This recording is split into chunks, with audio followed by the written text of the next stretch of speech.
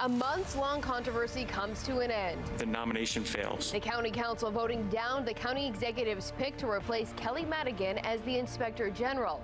However, questions still remain about the nomination process. So it's not a best practice to have two individuals that the IG have jurisdiction over, kind of vetting, if you will, the candidates. I'm going in depth on what changes may be needed to ensure transparency and independence for the IG office. Thank you for joining us for this week's edition of Fox 45 News In Depth. I'm Mikenzie Frost. Baltimore County Inspector General Kelly Madigan will keep her job. The County Council voted down County Executive Kathy Klausmeier's pick to replace her. It comes after months of controversy that started back in May when Klausmeier gave Madigan a letter informing her she would have to reapply for the position. The process that's followed sparked major concerns over transparency and the independence of the Office of the Inspector General. We're taking a closer look at those concerns and what can be done to improve the process in the future. The Baltimore County Council, Baltimore County Inspector General, rejected County Executive Kathy Klausmeier's Inspector General pick, Khadija Walker. Nay. No. No. Nay. Two council members, Julian Jones and Pat Young, voting to confirm Walker. Aye. It is clear that Ms. Khadija Walker is more than qualified. Today, I must admit that I am deeply disappointed and concerned regarding the council's actions here tonight. Ms. Khadija Walker did not receive a fair evaluation for this position. But overwhelmingly, the council sided with current Inspector General Kelly Madigan. The nomination fails.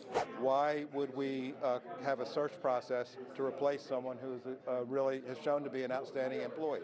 That still baffles me. The whole situation started to unravel in May when Klausmeier handed Madigan a letter telling her to reapply for the job if she wanted to stay. Oh, I was very surprised. Since then, Klausmeier opened the search. Madigan applied along with more than 20 other people.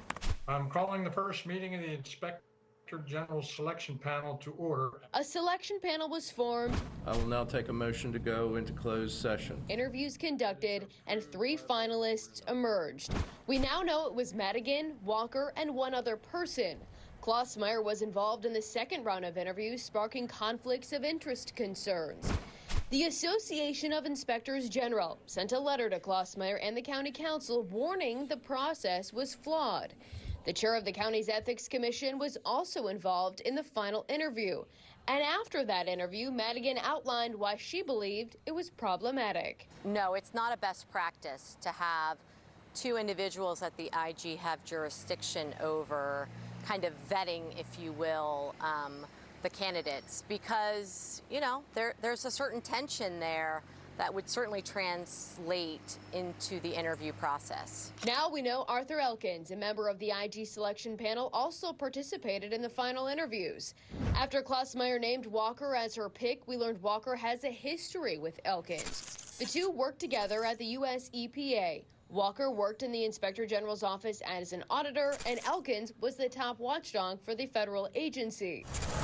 Despite the concerns, Klausmeier continued to double down on her pick throughout the process, but she never held a news conference to answer questions from the press. I cannot think of any defense for this kind of reaction when you're an official who is beholden to the public.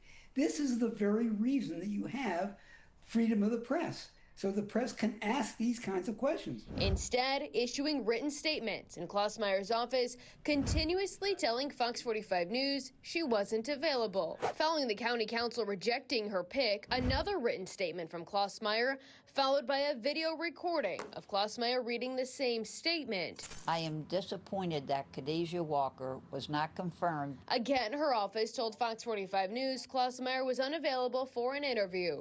Richard Vatz, a Towson University rhetoric professor, argues Klausmeier's reluctance to speak publicly could come from 2 reasons. It's very hard to justify her decisions by the values she claims to hold. The second is that there are some people who are not very good rhetorically. That is, they can't articulate their positions, they can't handle questions, and she seems to be guilty on both of those criteria. But either way, this is not good representation. Before the county council made their final decision, we learned Walker lived in Fredericksburg, Virginia. At first, she told the council she planned to commute more than 100 miles to Towson every day. But later, telling the council she would think about making a move. I'm also actively considering options to move closer to Baltimore County. If confirmed, I will consult with my family and make final determinations then. Ultimately, Walker's failed nomination means Madigan stays in place for now. In a statement, the OIG thanked the council members who supported Madigan as well as the community, adding Madigan and her staff look forward to continuing the important work of the office. As we mentioned, Julian Jones was one of the 2 council members to vote to confirm Khadija Walker. Jones has been the subject of 2 of Madigan's investigations in the past. One investigation claimed Jones inappropriately used his government email to solicit re-election donations. In the other, she cited Jones for misusing public dollars to repave a private road benefiting a Towson business owner and one of Jones's political donors. Following those reports, Jones introduced last-minute amendments to a bill originally designed to strengthen the Inspector General's ability to uncover waste, fraud, and abuse.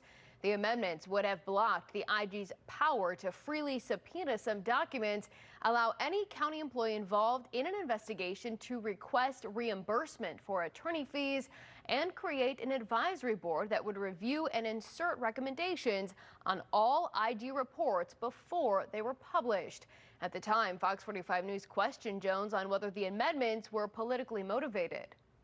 Did the 2 investigations that the IG did on you have anything to do with the reason behind these amendments? Absolutely not. Bottom line is that's the past. I'm moving forward. I have a job to do, and part of my job is to provide checks on the government and to represent the constituents as well as the best interests of the employees. But these amendments would protect you should you be the subject of another investigation. The bottom line is it's not about me. The bottom line is, as an elected official, I'm sort of like an open book. You know, it's not about me. It's about checks and balances and fair play. Now, there are lingering questions about how much money County Executive Klausmeier's pick, Khadija Walker, was slated to make had she been confirmed. Klausmeier's office says Walker was set to earn $218,000 a year. The max salary for the IG job, according to Klausmeier's office, is $228,506. However, if you look at this job posting for the Inspector General, you can see the salary range listed as $147,000 to $188,000. Right now, Madigan makes $169,843. That's lower than what Walker was going to make, but is within the salary range listed on the job posting.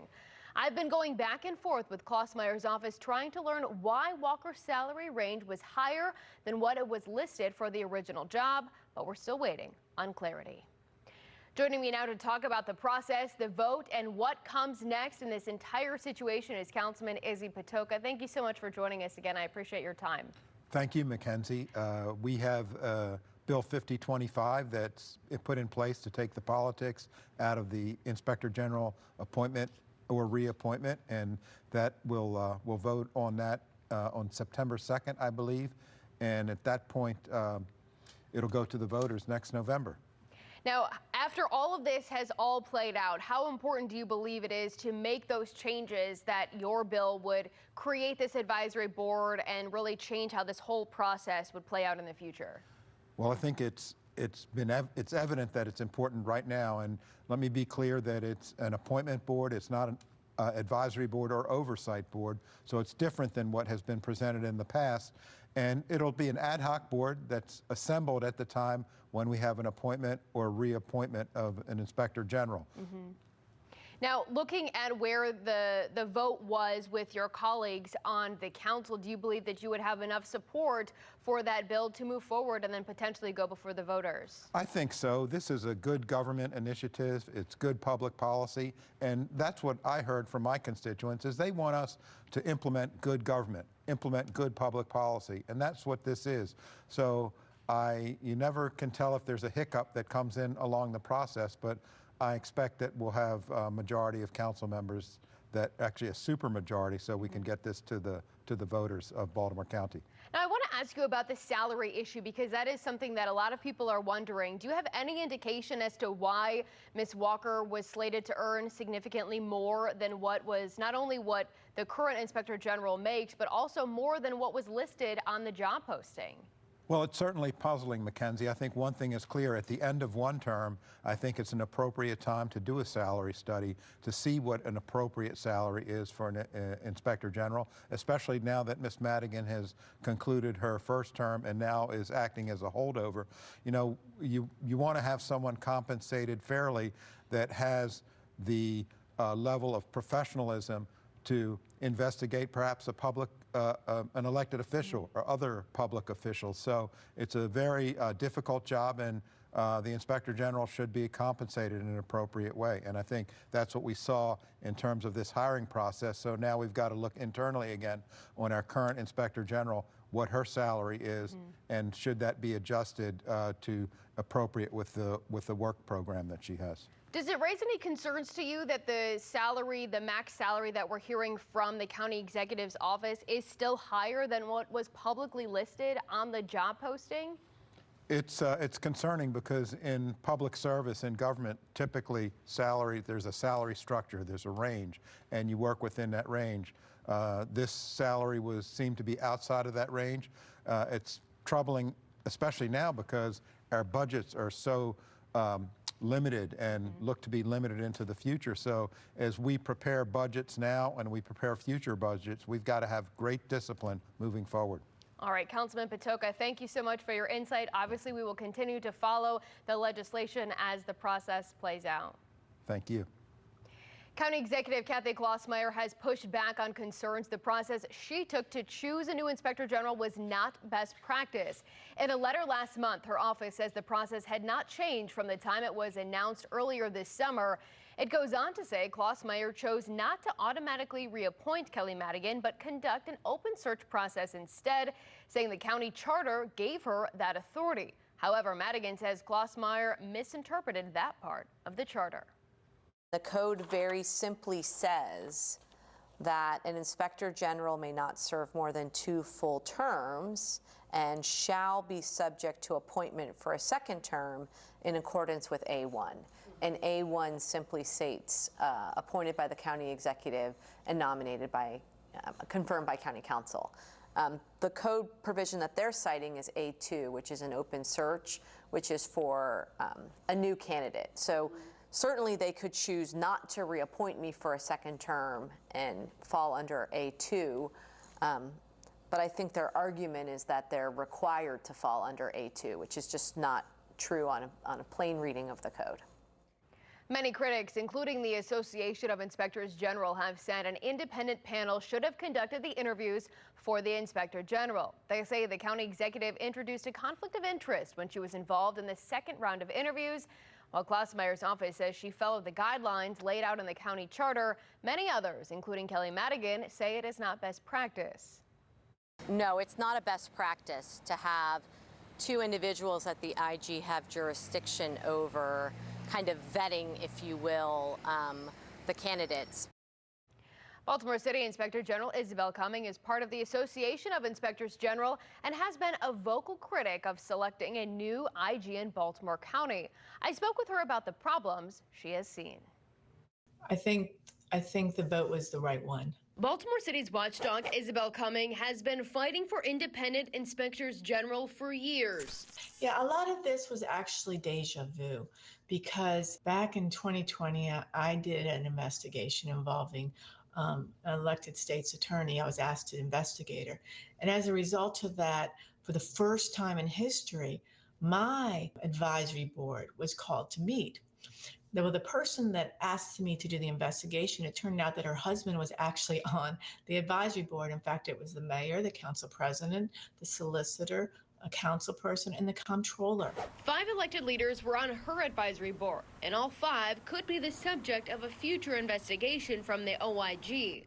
But then in 2022, 88% of Baltimore City voters approved a charter amendment creating an independent citizen advisory board. And at the end of my term, the advisory board voted unanimously to grant me a second term, which I am forever grateful for. And that was unprecedented because no inspector general, and there have been 5 in Baltimore City, no inspector generals had ever been granted a second term. In fact, no inspector general had ever made it a full term.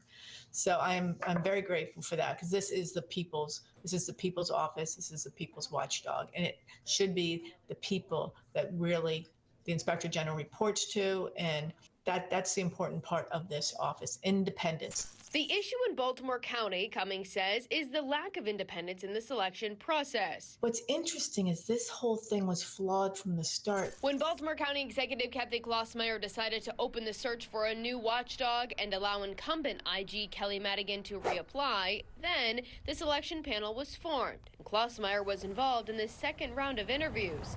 The Association of Inspectors General sent a letter to Klausmeier and the County Council warning of a conflict of interest. But later, it was revealed a member of the selection panel, Arthur Elkins, was involved in the interview process and worked with Khadija Walker when they both worked at the U.S. EPA. While Klausmeier's office argues Walker worked with Elkins no more than 5 times, never had one-on-one interactions, and had not seen him in nearly a decade, Cummings and others argued it was another conflict of interest. Which is why she says creating an independent panel is the direction the county should move next. Yeah, that is best practices. And taking out the conflicts, taking out the politics, trying to make it an independent, transparent office. The community showed significant support for Madigan pushing back against Klausmeier's selection process.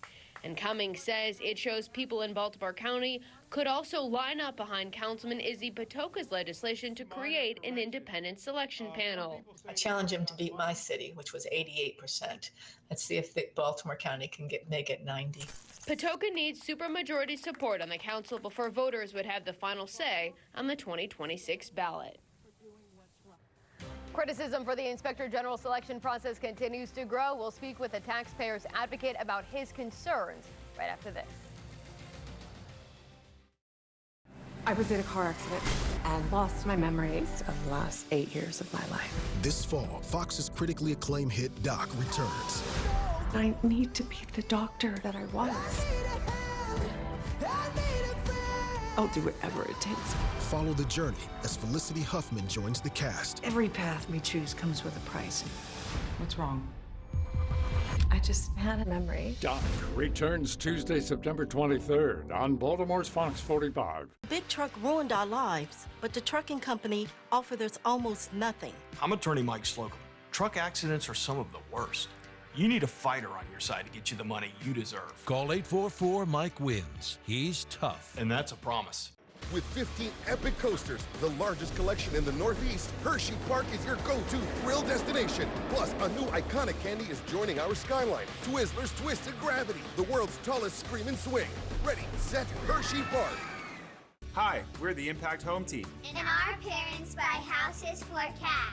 Whatever situation you find yourselves in, put our experience to work for you. We've helped with every scenario. Severely damaged houses, back taxes, foreclosure. Even homes in great condition going through probate or family dispute. And you pay no commissions or fees. Call us today. We want to buy your house for cash. Let our family put our years of experience to work for you. Call 410-656-1111. At West Shore Home, we're making it easy to completely refresh your bathroom with our Buy One, Get One sales event. Buy a full bathroom remodel and get a tub-to-shower conversion in another bathroom for free. You heard that right. Get a fresh, modern upgrade to your main bathroom and eliminate that outdated, hard-to-clean tile or old fiberglass unit for free. For more information, visit westshorebath.com or call 888-4-WEST-SHORE to lock in the savings. That's westshorebath.com for Buy One, Get One savings from West Shore Home. We put the sweet in the sweetest place on earth. How?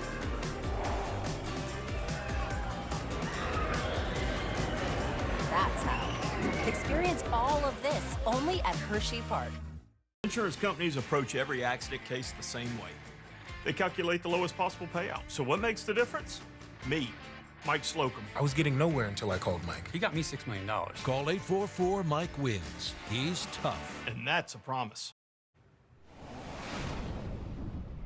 The people of Baltimore County and beyond have also been vocal in their support of Kelly Madigan and their criticism of the process County Executive Kathy Klausmeier used to choose a new Inspector General. Just days after Fox 45 News first reported the county executive was making Madigan reapply for her job, a group of citizens wrote an open letter to Klausmeier expressing their concerns about that decision. More than 200 residents signed that open letter. Last month, before a county council work session where they questioned Khadija Walker on her qualifications, a group of people rallied outside the council chambers demanding they vote down the appointment. Keeping the continuity of our Inspector General is paramount to establishing its independence and trust. That's why we're here, because we haven't seen that public trust enshrined in the process in which this reappointment should have taken place. This is about Kelly, but it's beyond Kelly. This is about an independent IG who is not beholden to anyone.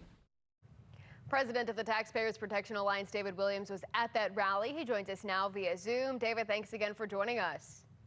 Good evening. And that rally told me a lot of things about what's happening in Baltimore County, is that people were supporting Kelly Madigan. They were supporting the independence of the Inspector General. And these are people that are Democrats, Republicans, independents across the political spectrum. And that spoke volumes. And I think that's why you saw the vote 5-2 really to reject Walker's nomination. And it was really good to see everyone come together. Now, let me ask you about the salary issues, because that is the newest piece of information as we continue to peel back the layers on this. We know that Walker was set to make $218,000 had she been confirmed, and the max salary was still outside the range that was listed on the job posting that came from Baltimore County itself. Where do you think this extra money came from? Boy, this is very troubling when you see this huge salary increase, and it really feeds the cynicism that people have of politicians, and especially a closed-door session or sessions that they had to pick Khadija Walker to be the next Inspector General. And we're talking about more than $200,000, which is a lot of money. Now, let's go back about 4 years ago when Kelly Madigan, she was criticized for spending $50 for business cards that had a hotline on the back of it. So they really, kind of flipped, didn't they? Going from criticizing her for $50 to now increasing the salary to almost $220,000. And again, it's very troublesome. And the last thing you want is the Inspector General, the person who is overseeing a lot of the spending, to have a massive salary like that. Well, and do you think that the county executive, Kathy Klausmeier, needs to come out and explain to the public, to the press, where this money came from, where the salary, this range came from, especially since we really haven't heard from her throughout this entire process? We caught up with her one time in an unrelated event. I think she's done one other interview, but she has not done a news conference, has not answered questions from the press. Her office just continues to send out statements. Is it time for her to answer questions from the press in person? It absolutely is. And there has been very little or no transparency during this whole process. And the salary is just one part of it. So, I've been thinking about this a lot recently. And the last interviews, they had 3 people come in. They had Khadija Walker, obviously Kelly Madigan. We don't know the name of the third person, and that's kind of okay, right? But I would like to know who that person was. So if you're interviewing Khadija Walker and Kelly Madigan, and you look at this objectively, who has the experience, who has been in the county, it's just incredible to think that you would pick someone from outside the county that doesn't really know the inner workings. So that's what the transparency is so important, is to see how this process works. And again, it feeds the cynicism, right? If you're a taxpayer, if you're a citizen, and you see these decisions being made behind closed doors, you're scratching your head thinking, how did they make these decisions, and why did they make these decisions? And of course, we know that a lot of this has been highly political. And again, it started 4 years ago when they tried to take away Kelly Madigan and the IG's powers, their investigative powers. So this isn't just happening this year. This started in 2021. Yeah, well, this issue is far from over. We know that we are still waiting on some public records requests, so we'll keep everyone updated on that. David Williams, thank you so much for your time and your insight, as always, and we'll be right back. Here's tonight's primetime lineup on Fox 45. Brought to you locally by your McDonald's owner-operators. Get a new energy-efficient HVAC system from Blue Dot for just $171 a month and take up to 180 months to pay. Call 1-800-BLUE-DOT to schedule your free consultation or second opinion with the pros at Blue Dot today. A lot of people need to replace their windows or patio doors, but they put it off because they think it'll be too expensive. Hi, I'm Ann Romer. I'm here with Michael Smith from Renewal by Andersen. You really work with the customers to find affordable solutions. We do, Ann. We're the replacement window division of Andersen, one of the largest window manufacturers in North America. So we can usually offer our customers larger discounts and better financing than smaller companies or contractors. Other window companies don't offer your same window and door installation method. Our installers have installed thousands of windows. Our windows are manufactured to precisely fit your specific window openings. Being custom built also means if you have any beautiful trim that you'd like to keep, we can install your windows without impacting that trim. You won't get this with most vinyl windows. And you offer a free window and patio door diagnosis? We do. We'll come to your home and assess your current windows, show you where you might be losing energy, and take measurements. Then we'll give you an exact price quote. So you're not a high-pressure company? My background is in home remodeling as a carpenter. I've seen every window problem out there. So now I just want to help homeowners make their homes more beautiful and comfortable with the right window. And your patio doors are really gorgeous. They are. And they're engineered to easily open and close for years. And with multiple locking points on our patio doors, they provide even greater security. That is so great to hear, Michael. Thank you. Before August 31st, buy one window, patio door, or entry door and get the next one 40% off. That's 40% off. Plus, save an extra $150 on each window and door with no money down, no monthly payments, and no interest for 1 year. Call before August 31st. 410-928-4500. That's 410-928-4500.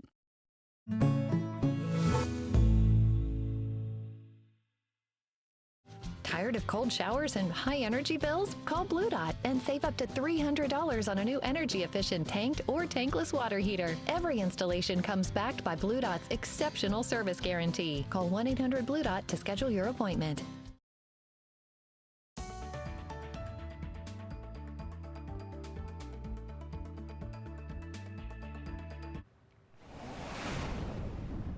We did invite County Executive Kathy Klausmeier to participate in an interview, but the County Executive Office told us she again was not available. Fox 45 News will continue to follow the controversy surrounding the Baltimore County Inspector General. Thank you so much for joining us for this week's edition of Fox 45 News in Depth. I'm Mikenzie Frost.